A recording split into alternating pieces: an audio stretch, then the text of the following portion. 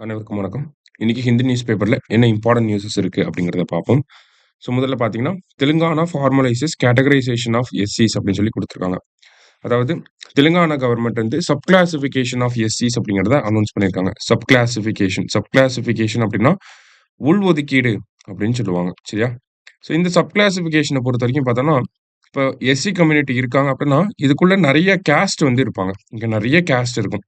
இதுல ஒரு சில கேஸ்ட் பார்த்தீங்கன்னா, நல்லா டெவலப் ஆயிருப்பாங்க ரிசர்வேஷன் மூலியமா. ஒரு சில கேஸ்ட்‌க்கு அந்த வாய்ப்பு அப்படிங்கிறது கம்மியா தான் கிடைச்சிருக்கும். சரிங்களா? அப்ப எஸ்சி கம்யூனிட்டில எந்தெந்த கேஸ்ட்லாம் இன்னும் அடுத்த கட்ட முன்னேற்றத்துக்கு வராம இருக்காங்க. டெவலப்மென்ட் ஆகாம இருக்கு. ரெப்ரசன்டேஷன் கம்மியா இருக்கு. அப்படிங்கிறத ஸ்டடி பண்ணி, அந்த பர்ட்டிகுலர் கம்யூனிட்டீஸ்க்கு எஸ்சி கேட்டகரில இருந்து ஒரு உள்ஒதுக்கீடு ஒரு சர்டைன் பெர்சன்டேஜ் வந்து ரிசர்வேஷன் அப்படிங்கிறத குடுப்பாங்க. அதுதான் சப் கிளாசிஃபிகேஷன் அப்படிங்கிறது. இப்ப எக்ஸாம்பிள்க்கு சொல்லணும் அப்படின்னா, தமிழ்நாட்டுல எஸ்சி அப்படிங்கிற கேட்டகரிக்கு 18% இடஒதுக்கீடு அப்படிங்கிறது இருக்கு. ஆனா, நம்ம 2009ல என்ன பண்ணியிருப்போம்னா, எஸ்சி-ஏ அப்படின்னு சொல்லி ஒரு கேட்டகரி உருவாக்கி, அதுக்கு ஒரு 3% எஸ்சி அருந்ததியர்கள் அப்படின்னு சொல்லி ஒரு ஒரு கேட்டகரிய உருவாக்கி, அதுக்கு அவங்களுக்கு வந்து பார்த்தோம்னா, ஒரு 3% உள்ஒதுக்கீடு அப்படிங்கிறத நம்ம எஸ்சி கேட்டகரிக்குள்ளேயே வழங்கியிருப்போம். இதுதான் சப் கிளாசிஃபிகேஷன் அப்படின்னு சொல்லி சொல்லுவாங்க. இந்த மாரி தமிழக அரசாங்கம், பஞ்சாப் அரசாங்கம்லாம் பண்ணியிருப்பாங்க. அந்த மாரி பண்ணக்கூடாது அப்படின்னு சொல்லி உச்சநீதிமன்றத்தில வழக்கு போடப்பட்டிருக்கும். அந்த வழக்கோட தீர்ப்பு போன வருஷம் வந்திருக்கும். 2024ல. அந்த தீர்ப்புல என்ன சொல்லியிருப்பாங்க அப்படின்னா, சப் கிளாசிஃபிகேஷன் அப்படிங்கிறத பண்ணலாம் அப்படின்னு சொல்லி சொல்லியிருப்பாங்க. அத பண்றதுக்கு முன்னாடி ஸ்டேட் கவர்ன்மென்ட் கிட்ட ப்ராப்பர் டேட்டா இருக்கணும். எஸ்சி கேட்டகரில இந்தந்த கேஸ்ட்லாம் வந்து இன்னும் சரியான ரெப்ரசன்டேஷன் அவங்களுக்கு வரல அப்படிங்கிற டேட்டா பேக்டா இருக்கணும். டேட்டா இருக்கப்போ அவங்க சப் கிளாசிஃபிகேஷன் பண்ணலாம். அப்படிங்கிறது உச்சநீதிமன்றம் வந்து சொல்லியிருப்பாங்க. அந்த தீர்ப்புக்கு பிறகு முதல் மாநிலமா யார் பண்ணியிருக்காங்க அப்படின்னா, தெலுங்கானா மாநிலம் வந்து இந்த சப் கிளாசிஃபிகேஷன் அப்படிங்கிறத பண்ணியிருக்காங்க. சரியா? அந்த செய்தி தான் நம்ம இங்க குடுத்துருக்காங்க. இத நம்ம தெரிஞ்சுக்கிறோம். ஓகேவா? அந்த வழக்கு பேர் கூட பார்த்தீங்கன்னா, தவீந்தர் சிங் வழக்கு அப்படின்னு சொல்லுவாங்க. ஓகேவா? பஞ்சாப் அரசாங்கம் போட்டிருப்பாங்க. தவீந்தர் சிங் கேஸ்ல தான் இந்த தீர்ப்பு சப் கிளாசிஃபிகேஷன் ஃபார் எஸ்சிஸ் அப்படிங்கிறத பண்ணலாம் அப்படின்னு சொல்லி உச்சநீதிமன்றம் சொல்லியிருப்பாங்க. அடுத்தது water bodies near the coast line in 15 districts to be divide. அதாவது நம்ம தமிழ்நாட்டுல பார்த்தோம்னா, இந்த கோஸ்டல் டிஸ்ட்ரிக்ட்ஸ்ல ஒரு 15 டிஸ்ட்ரிக்ட்ஸ செலக்ட் பண்ணி, அந்த 15 டிஸ்ட்ரிக்ட்ஸ்ல பார்த்தீங்கன்னா, இருக்கக்கூடிய சின்ன சின்ன நீர்நிலைகள வந்து ரீஸ்டோர் பண்ண போறாங்க.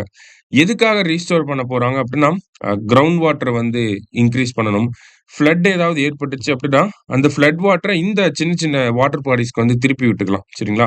அப்ப ஃப்ளட் மேனேஜ்மென்ட்க்காக, கிரவுண்ட் வாட்டர இன்கிரீஸ் பண்றதுக்காக இந்த ஒரு விஷயத்த பண்ண போறாங்க.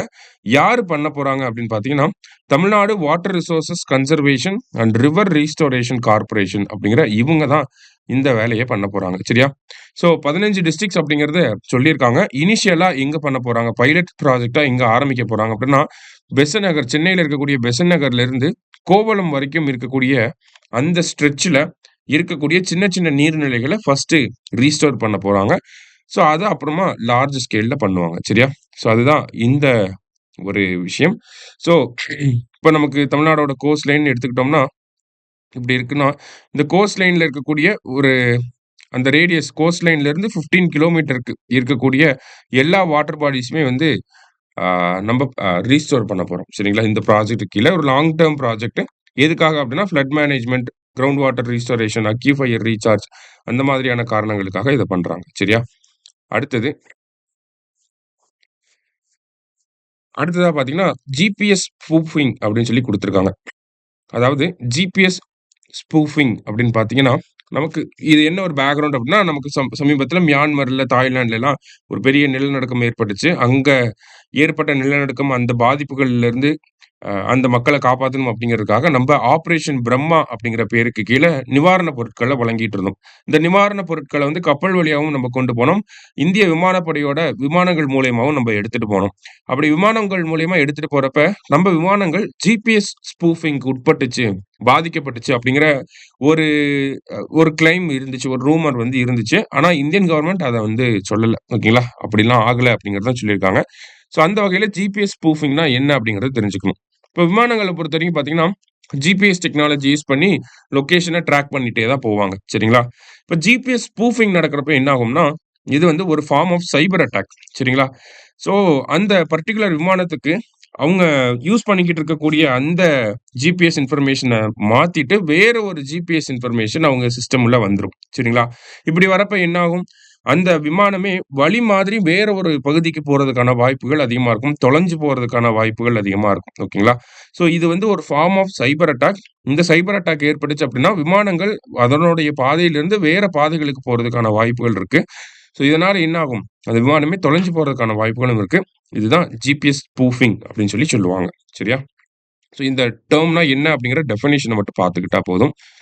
லாஸ்ட்டா பார்த்தீங்க அப்படின்னா, கேலோ இந்தியா யூத் கேம்ஸ் அப்படிங்கிறது போன வருஷம் தமிழ்நாட்டுல நடந்திருக்கும். ஜனவரி மாசம். இந்த வருஷம் எங்க நடக்க போகுது அப்படின்னா, பீகார் அந்த மாநிலத்தில நடக்க போகுது. ஸோ அதற்கான லோகோ, மாஸ்காட் எல்லாமே ரிலீஸ் பண்ணியிருக்காங்க. ஸோ அந்த மாஸ்காட் பேரு பார்த்தீங்கன்னா இப்படிதான் இருக்கும். ஓகேங்களா? கத்சிம்ஹா அப்படின்னு சொல்றாங்க. இதனுடைய பேர் வந்து பார்த்தீங்கன்னா, கத்சிம்ஹா அப்படின்னு சொல்றாங்க. இந்த கத்சிம்ஹா அப்படிங்கிறது பார்த்தீங்கன்னா, எலிஃபேண்ட்டையும், லயனையும் மிக்ஸ் பண்ணி இருக்கக்கூடிய ஒரு இமேஜ் தான். ஓகேங்களா? Power of elephant and heart of lion. இத பேஸ் பண்ணி தான் இந்த கத்சிம்ஹா அப்படிங்கிறத உருவாக்கியிருக்காங்க. இது அந்த பீகார்ல இருக்கக்கூடிய பாலா வம்சத்தினுடைய ஒரு பிரதிபலிப்பு அப்படிங்கிறதையும் பீகார் அரசாங்கம் வெளியிட்டிருக்காங்க. Bala dynasty from Nalanda. சரியா?